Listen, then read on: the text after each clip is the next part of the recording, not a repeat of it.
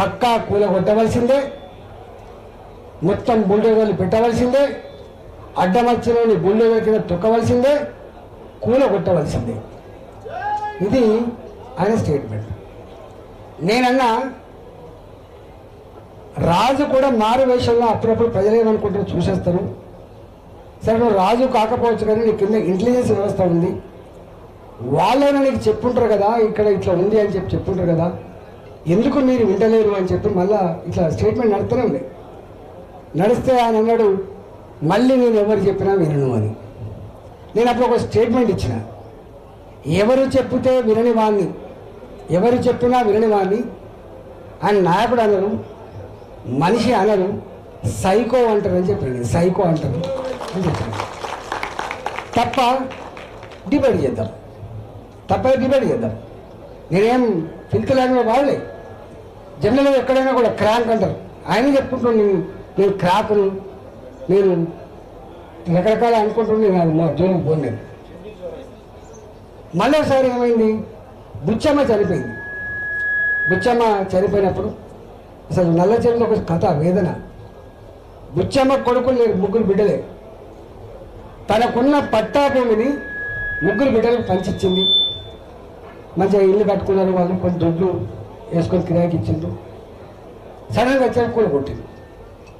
కూలగొడితే ఏమైంది, ఆమె ఆ ముగ్గురు బిడ్డలు వచ్చి అమ్మ మాకు చెల్లని భూమి ఇచ్చినవాడు కదా, అంటే పనికిరాని భూమి ఇచ్చినవాడు కదా, హక్కులు లేని భూమి ఇచ్చినవాడు కదా, అమ్ముకోవడానికి వీళ్ళని భూమి ఇచ్చినవాడు కదా అని చెప్పి ఇల్లు లేదు. ఆ మనోవేదన తట్టుకోలేక బుచ్చమ్మ సూసైడ్ చేసుకుని చచ్చిపోయింది. అప్పుడు నేను ఒక స్టేట్మెంట్ ఇచ్చాను,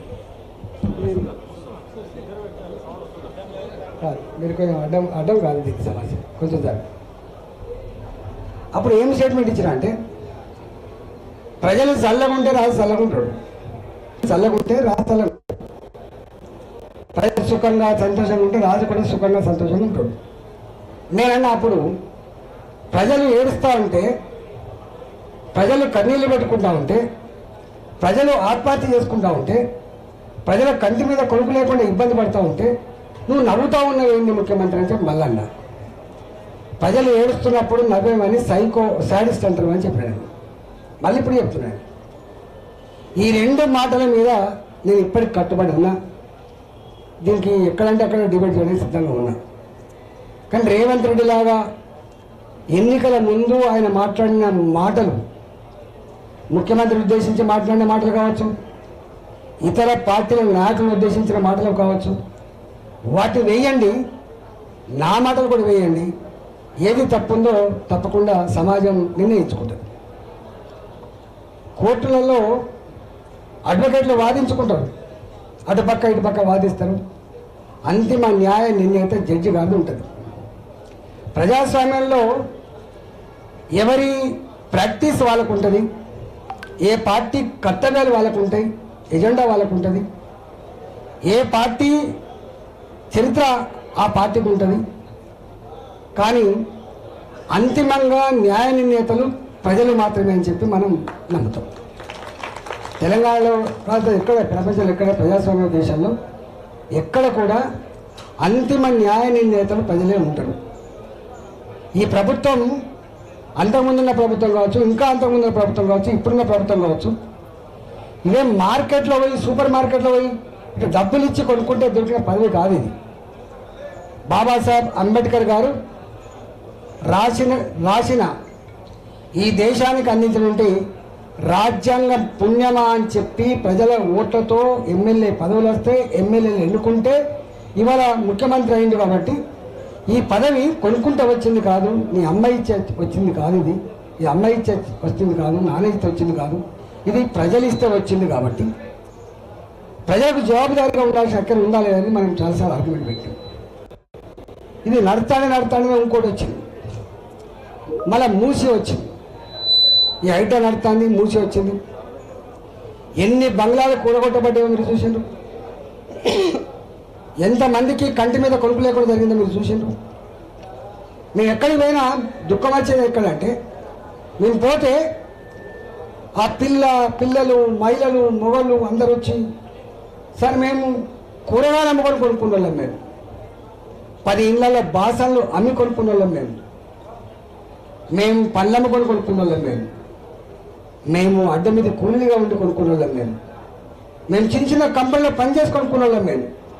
ఒక తరం కష్టపడితే ఈ ఇల్లు మాకు వచ్చింది. మేము చనిపోయినప్పుడు మా శవం రోడ్ల మీద ఉండి అనాథ శవంగా ఉండొద్దని కోరుకుంటున్నాం. మా సొంత ఇంట్లో మేము చనిపోవాలని కోరుకుంటాం. మా సెంటిమెంట్ ఇది, మా జీవితం ఇది, మా బతికిది.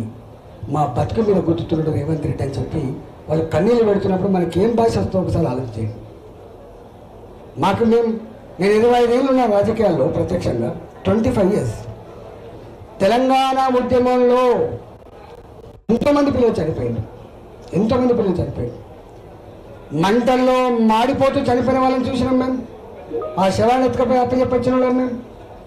ఎక్కడ ఏ అమ్మాయి, ఎక్కడ ఏ అబ్బాయి, ఎక్కడ ఏ ఉద్యమకారుడు సూసైడ్ చేసుకుంటే ఆ శవం దగ్గరికి పోయి ఆ శవాన్ని మోసిన వాళ్ళం మేము, ఆ కన్నీళ్ళని తూచిన వాళ్ళం మేము. కాబట్టి ఇవాళ ఆ ఎమోషన్లో కూడా మేము ఎక్కడ పింతిలాగా మాట్లాడలేము. మా పద్ధతి తప్పలేదు. మా మాటలో వేడి ఉండేది, మా వాటలో పదులైనటువంటి మొదలు ఉండొచ్చు, కానీ మేము ఎక్కడ పింతిలాగా మాట్లాడలేం కాదు. ఒకటి కాదు, రెండు కాదు, ఒక 50 ఉపన్యాసాలు ఉంటే కావచ్చు. అసెంబ్లీలో ఎమోషన్స్ సందర్భంగా నేను ఇచ్చిన ఒక 50 ఉపన్యాసాలు, 100 ఉపన్యాసాలు ఉండొచ్చు, కానీ ఒక 50 ఉపన్యాసాలు అయితే ఎమోషన్ ఇచ్చిన ఉపన్యాసాలు ఉంటాయి. నేను ఎక్కడ అది కాదు. ఈ నరసింహగుప్త గారు, పవన్ గారు వచ్చిండు, రంగానికి ఇట్లా రంగన అధ్యక్షుడు వచ్చిండు, అన్న మొత్తం ఆగమైపోతుంది పోతే చైతన్యపూరి 50 సంవత్సరాల చరిత్ర ఉన్న కాలనీ అది చైతన్యపూరి. దాని పక్కకుంటుంది పనిగిరి కాలనీ, అటు పక్కకుంటుంది ఒక అపార్ట్మెంట్. ఇవన్నీ కూడా బాజాప్తా ఆనాడు లేఅవుట్లు చేస్తే కొనుక్కొని కట్టుకున్న ఇండ్లవి. అవి మనం అనుకున్నట్టుగా మూసీ నది పక్కకు పంటి అక్రమంగా వేసుకున్న గుడిసెలు కాదు సుమా. ఇవన్నీ కూడా 300 గజాలు, 400 గజాలు, 500 గజాలు బాజాప్తా లేఅవుట్లలో భూములు కొనుక్కొని 2 కోట్లు 3 కోట్లు పెట్టి కట్టుకున్నటువంటి 3 అంతస్తుల, 4 అంతస్తుల, 5 అంతస్తుల ఇండ్లు, అపార్ట్మెంట్లు. వీళ్ళు వచ్చి 300 మీటర్లు అటుపక్క, 300 మీటర్లు ఇటుపక్క, మొత్తం మేము దీన్ని సుందరీకరణ చేస్తామని చెప్పి ఆర్గ్యుమెంట్ పెడుతున్నప్పుడు, సుందరీకరణ వెనుక ఉన్నటువంటి దుర్మార్గం ఏంటంటే, ఇది విలువైన భూమి కాబట్టి, మీ చైతన్య పురుషాలు విలువైన భూమి కాబట్టి, ఇక్కడైతేనే ఏమన్నా కొంత పైసలు వస్తాయి కాబట్టి, ఇక్కడైతేనే కొన్ని మాల్స్ కట్టచ్చు, కొంత రిక్రియేషన్ జోన్లు కట్టచ్చు అని చెప్పి భావించి వచ్చేసినప్పుడు నేను కొట్లాడినా. మీకు తెలుసు, 24 hours కూర్చున్నా కావచ్చు. వాళ్ళని రమ్మంటే పోయి అక్కడ కూర్చొని 24 గంటల వరకు కూడా అక్కడనే ఉంటే వాళ్ళు అన్న మాట ఏం తెలుసా, బిడ్డ మనం వెళ్ళిపోతున్నాం, వెళ్ళిపోతే ఏమైద్దో అని చెప్పి భయపడుతుంటే ఉంటామ్మా అని చెప్పి ఉన్నాను.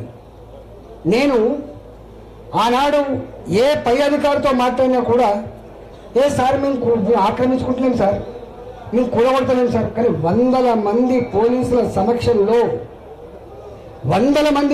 సమక్షంలో ఇటు కొడితే అటు, అటు కొడితే ఇటు, ఈ ఇంటికి నంబర్ ఎత్తాడు, మళ్ళీ ఆ ఇంటికి నంబర్ ఎత్తాడు, ఇక్కడ దాకా వస్తుందంటాడు.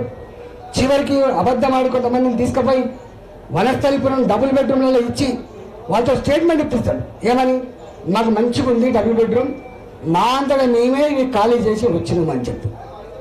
అసలు కథ ఏంటి అంటే, అక్కడ ఎవరైతే కొంతమంది కిరాయికుంటారో, చివరి ఎడ్జుకుండేటువంటి మూసీ నది ఎడ్జుకుండేటువంటి కిరాయికుంటారో, కొంత వాళ్ళు పెద్ద కలిగిన వాళ్ళు అయ్యి పెద్ద ఇల్లు కట్టుకొని వేరే దగ్గర ఉంటారో, వాళ్ళు కిరాయికి ఉండేటి వాళ్ళని పట్టుకొని తీసుకుపోయి వాళ్ళ పెట్టి స్టేట్మెంట్ ఇచ్చిన, దొంగ స్టేట్మెంట్ ఇచ్చింది.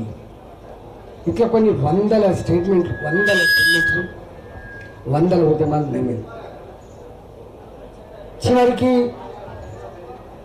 భారతీయ జనతా పార్టీ పరంగా బాజాప్తా మొత్తం పార్టీకి పాటే ఒక ధర్నా పెట్టినాం మనం, మీకు ఐడియా ఉంటుంది. ఇక్కడ మనం ఇందిరా పార్క్ దగ్గర ధర్నా పెట్టి మనం ఒక మెసేజ్ ఇచ్చినాం, ఊరుకునేది కాదని చెప్పినాం. మొత్తాన్ని వాళ్ళు ముందు